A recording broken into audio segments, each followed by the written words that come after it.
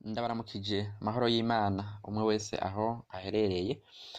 Turi ku cigwa kidasanzwe, icigwa kijanye no kumenya impano yawe n'ingene woyikoresha. Menya impano yawe. Impano ni iki? Impano ni ubushobozi ndemanwa bwo gukora ikintu ku rugero rwiza kandi ubinezererewe. Impano uyihabwa ku buntu nta kiguzi na kimwe utanze. Rero impano ni ubushobozi ndemanwa bwo gukora ikintu ku rugero rwo hejuru, ku rugero rwiza kandi ubinezererewe. Akamaro ko kumenya impano nakahe? Ubwa mbere umenya ubuzima bwawe aho bushingiye, domaine d'intervention. Ntibikugora mu gihe uri gushaka ico wokora mu buzima bwa misi yose, uroroherwa iyo uzi impano yawe. Umenya rero ubuzima bwawe aho bushingiye, domaine d'intervention. Uturorero tw'impano, hariho impano yo kuririmba, hariho impano yo gucapa, hariho impano y'uburongozi, hariho impano yo gutamba. Impano ziri uburyo bwinshi. Tuje ku cigwa rero kidasanzwe, ni gute womenya impano yawe? Comment découvrir vos talents? Ikintu ca mbere, nibihe bintu ukunda kandi ukora neza ubirimwo bitakugumira? Nibihe bintu ukunda kandi ukora neza ubirimwo bitakugumira?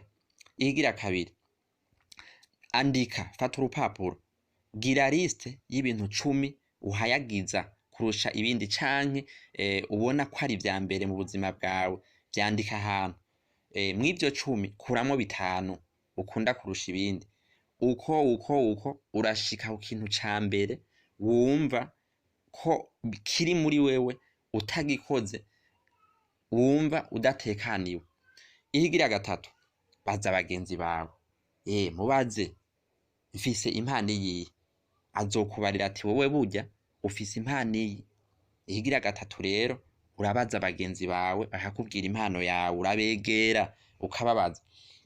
Ikigira kane, comparer la naissance et la situation actuelle.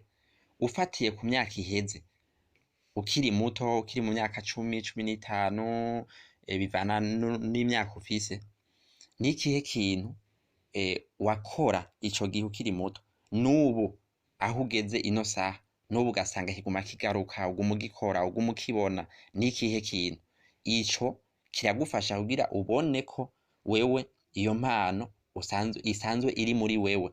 Ikigira gatanu, noter les expériences négatives et les expériences positives. Mu bintu wagiye urakora, nibihe bintu vyabaye kome ama échec, ibintu vyakugoye, vyakunaniye cane? Nibihe kandi ibintu wakoze bikakunda? Uca uraba neza, uraza gusanga ivyo bintu vyagukundiye ari kubera impano yari muri wewe. Ikigira gatandatu, ibaze utubazo, pose des questions. Ni ikihe kintu nkoze kinyorohera ariko abandi bikabagumira? Pose des questions, ibaze ibibazo. Ibaze, nibihe bintu nkoze, ikintu nkoze kinyorohera ariko kigeze ku bandi kikabagumira? Icindwi, chercher un coach. Higa umuntu akuguma hafi, agukurikirana, azokubwira ati wewe burya impano yawe niyi. Niwakora uwo mwimenyerezo w'ibi bintu ndakubariye, bizogufasha kumenya neza impano yawe kandi bizoguha gushika ahantu utari bwashike niwatangura gukoresha iyo mpano. Ikintu kimwe kidasanzwe mumenya, naho wokora uwo mwimenyerezo, iyi exercice w'ibi bintu, ntushobora kuvuga ngo uramaze kumenya impano yawe. Hariho ibindi utegerezwa, impano utarayikoresha, utarayibamwo, ntushobora kuvuga ngo jewe mfise impano iyi. Tuje ku kindi cigwa canke inimero igira kabiri ikomeye, ivuga ni gute rero wokoresha impano yawe. Comment développer vos talents? Ikintu ca mbere, fixer des objectifs ni ushaka gushika kubiki, uriha intumbero y'ibintu ushaka gushikako. Ikintu mwomenya, ntushobora gushika aho utiyumvira gushika, aho utigeze ugira igicapo caho ushaka gushika ntushobora kuzohashika. Ushika ahantu wagiriye intumbero, uvuga ati nshaka kubiki, uvuga ati nshaka kuba nyumba kumi, sawa ugarukira aho nyene, ntushobora kuba musitanteri. Uvuga ati nshaka kuba musitanteri, bigarukira aho nyene, ntushobora kuvuga ngo nshaka kuba guverineri. Bivana rero, ntushobora gushika aho utiyumvira gushika.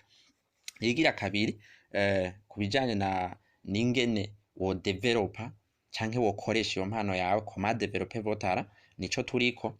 Faire des exercices ni gukora umwimenyerezo, koresha ya mpano yawe, uko ugenda urayikoresha niko itera imbere, kuko impano irakura. Ikigira gatatu, suivez un cours. Par exemple, uri umunyamuziki, suivez un cours de musique, kurikirana icigwa c'umuziki.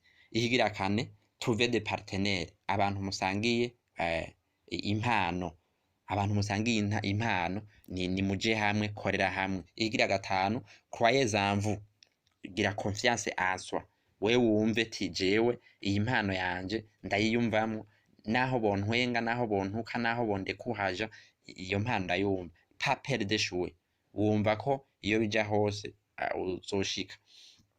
Nibi twogarukiriza kwibi kubijanye no kumenya impano yawe n'ingene woyikoresha. Bigufasha rero iyo wamenye impano yawe no kuyikoresha, bigufasha kudevoira un talent au reste du monde afin de le rendre meilleur. Impano yawe bituma abandi bose bayimenya, hama bakavuga ati okay, urya muntu ariko arakora ibintu bidasanzwe. Impano rero ifise ikimazi kuri wewe, kuri societe ubayemwo, kuri eglise yawe no ku gihugu cawe. Murakoze. Ni Nzosaba Tharcisse mwari kumwe, mwese ndabubaha, mugira aho muba mwubaho. Imana ibahezagire.